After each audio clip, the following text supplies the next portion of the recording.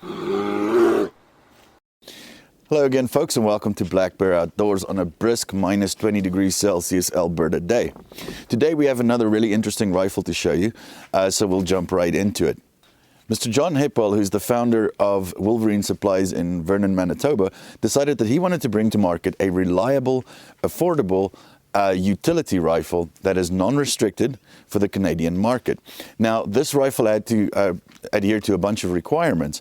Now, firstly, it's got to be a utility rifle, so you'd need to be able to use it on the farm for predator control, varmints, that kind of thing, as well as for competitions like 3-gun, for example. So it would make sense to have a 5.56 version of this rifle.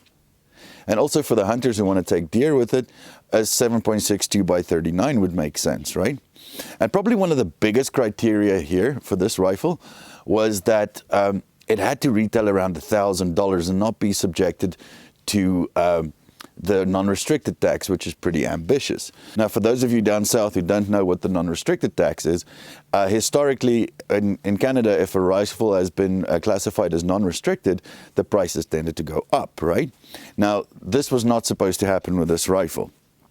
So in order to achieve this, Wolverine Supplies teamed up with 2 different manufacturing companies, Spectre out of Ontario and Xtreme gun from Winnipeg, and the MCR was born. So the same rifle is then manufactured by 2 different manufacturers. The WS designation is for Spectre, and the WX designation would be Xtreme gun.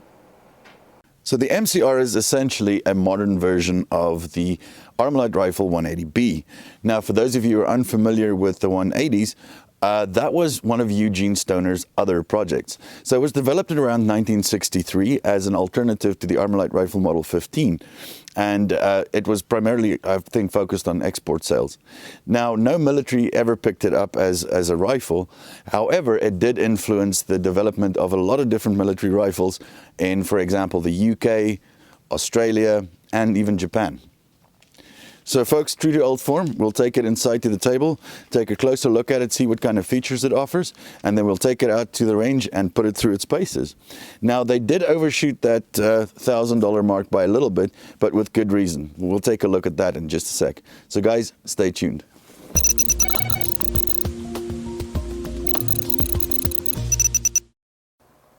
All right, folks, now that we have the rifle on the table, just a couple of admin-y things. First things first, the rifle has been cleared of any ammunition, so there's nothing in there. There's no ammunition around it as well, and all the directions that we're going to be manipulating the rifle in has been cleared safe, right? And we are going to be pulling the trigger. I'm wearing my blue gloves. That's just not to leave any fingerprints on the rifle, because under these lights they're very much highlighted. All right, so the first thing that you're going to notice is the birdcage style flash hider that the rifle has got on there. The barrel is threaded, and that's 1/2 by 28. So if you want to remove that and add your own muzzle device like a brake, you can do that very easily.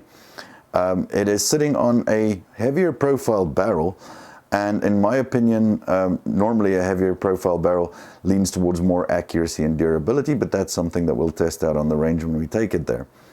It's a 1-in-8 twist barrel, and it is also a 4150 steel barrel. So again, that's considered by the industry as kind of mil spec, so that should be adding to its durability and longevity as well. You'll notice the handguard is a free-floated handguard with M-lock slots all around the handguard itself, apart from the 12 o'clock position where you've got Picatinny rail, right? Now, this is a gas piston system rifle. And according to Wolverine, they spent months fine-tuning the gas system to give you a positive and soft ejection. Again, one of those things we'll test on the range, right? A nice perk about a gas piston gun is that it doesn't run as dirty, or in theory, as a direct impingement, because you don't get all the gas in the chamber like you would with a direct impingement. So you'd probably have to clean it less. Well, I clean mine a lot, but that's just me, right? All right, let's move on to the receiver. At the top of the receiver, you'll notice it's got an integral Picatinny rail, so you can mount any kind of optics that you'd like. You'll see we've got our little Vortex Spark AR on there. We love that little optic. And this is because it does not come with any sights out of the box. So you can either put some backup sights on there or an optic or whatever you like, right?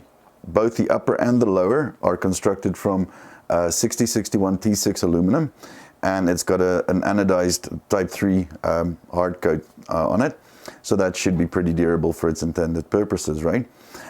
Here's a little bit of an advantage I think that the MCR has over its competitors, and that's that little shell deflector right there. I think that's a nice addition, nice perk, because what happens is that's going to prevent those little brass kisses you get on the back of the receiver, right? Pretty much what that means is when the brass comes out, it hits the receiver, it leaves marks there. And I even have those on my Maccabee SLR, and I would rather not, so I quite like that idea. Another advantage that this one has, in my opinion, is that it's got a cross pin at the back there. So what that does, it reduces the play between the upper and lower, so it's nice and tight fit, right? You'll notice a little bit of a difference between this version of the gun and some previous versions. It does not have a slot cut in the right-hand side here for the charging handle. So that means that you can change the charging handle over to this side. What that also means for me as a right-hand shooter, I like that because there's going to be less ingress points for dirt and debris and stuff inside your rifle. Left-handed shooters, they may feel different about it, but I like it. All right, so your magazine release is kind of where you want it, on your index finger, same as America's most popular rifle. And you have an ambi safety selector, but we'll take a look at that in a sec when we flip the rifle over. The pistol grip that we have on here is the A2 style, and you can switch that out for a different brand if you like, but you can't use the ones that's got the beaver tail, right? So it's got to be this type of one, and I think the Magpul one that's like this is called the K or something like that. I'm not really sure. One thing I got to mention that could be considered as a little bit of a drawback, but it's not a big deal in my opinion, is the retaining pin for the firing pin in this rifle is currently a roll pin, so it's not very strong. And thanks to Adriel, the hunting gear guy, who highlighted this issue for us. And he's got a great channel, go check it out. It's got lots of cool technical stuff and breakdowns and so forth. But that being said, it's a super easy fix. You can literally just put an AR retention pin in there. It's a little split pin, and they're super cheap too, so no problem there. That being said, I have spoken to Wolverine, and they did say that this is an issue that they're rectifying on their end as well. All right, guys, so let's move on to the back of the rifle. So at the back of the rifle, you're going to see you've got a kind of a buffer tube there and a standard castle nut. It doesn't use a buffer spring system and a buffer, so you can actually take that off and put a folding stock on there if you'd like, or whichever one you want, right? That's also the reason why the castle nut is not staked, and that's for ease of removal. If you want it staked, it's as simple as a quick hit with a punch, right? The stock on here, I have no idea what this is. This is kind of a no-name brand, I suppose, but it is a telescopic one, and you can shift it around for a different length of pull as well to kind of suit you, right? So let's flip her over, guys. Now, if you look at the charging handle, you'll notice that it is attached to the bolt, and that means it's going to be reciprocating. So it's going to be moving back and forth in that slot as the action cycles, right? Now, this is probably one of the biggest selling points and also probably the biggest reason why I chose the MCR for myself and for this review above the other offerings that are available. What these guys did is they actually put a steel insert into the receiver there. And that means when the charging handle is going to be reciprocating, it's going to be steel on steel. And that's going to link towards longevity and durability of the rifle. Now, in my head, and I might be completely wrong, I look at it that is, if steel is riding on aluminum, eventually it's going to wear out the aluminum, and it might even compromise the integrity of your receiver. But hey, that's just me. When it comes to the trigger, you can use your AR triggers on here. I know the component ones work really well. I'm not sure about those cartridge types, the drop-in ones. They may be touch and go. Let's take a look at the trigger, guys. I hope you can see this on camera. The trigger pull is fairly heavy, but it breaks nice and crisp. The reset, on the other hand, is nice and short, actually. All right, so let's check out the safety. And again, the safety selector is on your thumb, like America's most popular rifle. Nice and smooth throw, so that's good to go. So folks, you probably noticed as we were messing with the rifle that there's a lot of oil on it, and that's me. Now, especially when the rifle is new, I like to lubricate it a lot. Larry Vickers has got a very good video about why you can't really over lubricate a rifle. But in my experience, what that does, it just kind of prevents, you know, some of those possible break-in, if you want to call it that, issues with rifles because they're too dry, or they still have some factory grease in them or something like that. So I like to lube it up. I like to run my bolts wet, and they seem to work really well that way. All right, folks, so that's pretty much everything I got to tell you about the rifle on the table. So let's get to the important stuff, right? So let's take it out to the range and put it through its paces. So stay tuned.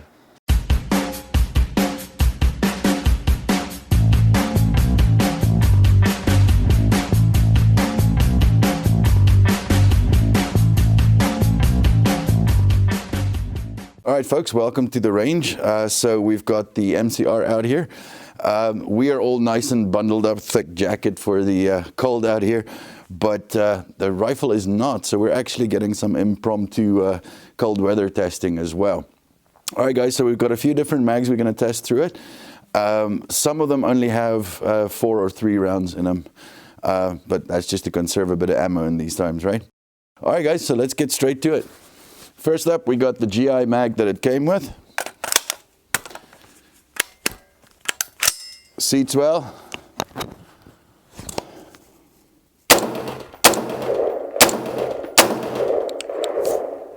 That one only had 4 rounds loaded, but it locks back open. All right, so next up is a P-mag. Now, guys, this P-mag is notorious for getting stuck in all kinds of rifles. That rivet is not great. So let's see if it fits. Yep, it seats, feeds. Let's rock and roll.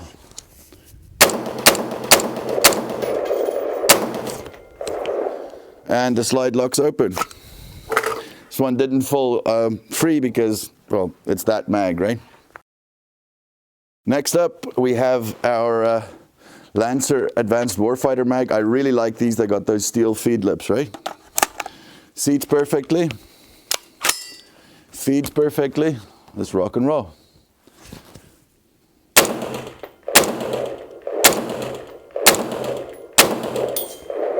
And it locks open, and it drops free. All right, guys, next up, we have an LAR pistol mag with an extended base plate. And we'll see how it runs with that. Seats fine, feeds fine, let's go.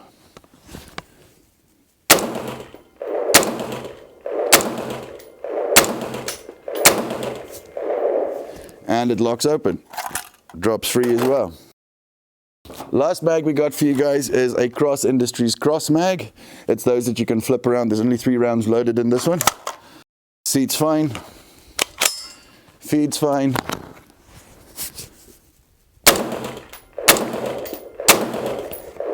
And it shoots fine. So yeah, guys, the gun ran flawlessly with all those different mags we put through it. Pretty impressive. So guys, just for a laugh, let's see if we can hit that 200-yard steel target with our red dot.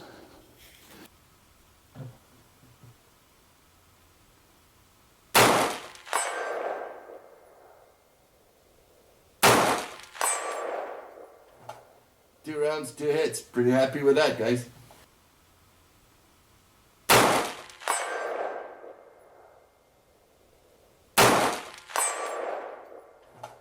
After the fun we had on the range today with this rifle, guys, we're certainly going to be doing some more accuracy testing videos with it, that's for sure. So, guys, final thoughts on the rifle. Did they succeed in their original goals of producing an affordable, reliable utility rifle made in Canada that's non-restricted? For sure. Is it a Daniel Defense or a Sons of Liberty blaster? No, but it also doesn't carry the price tag. What it is, though, is a Canadian-made utility rifle that seems to run reliably, will very likely last you a long time based on the specs, and shoots where you point it. Like I said before, they did overshoot that $1,000 mark by a little bit, but it's worth it if you look at things like the steel plates and things like that that they put in the gun. Also, it still retails very close to that, give or take $100 around what you would pay for the Chinese T97. So in my opinion, this is a great value rifle. It's a really good option as a utility rifle on the farm, and a really great option for 3-gun as well. Plus, it could be a home for some of the parts and triggers that you still have lying around. So that's a bonus as well. Yeah, guys, I truly like it. So guys, if you learned something new or enjoyed our video, please give us a thumbs up, hit that subscribe button, and leave us a comment with your experiences around these.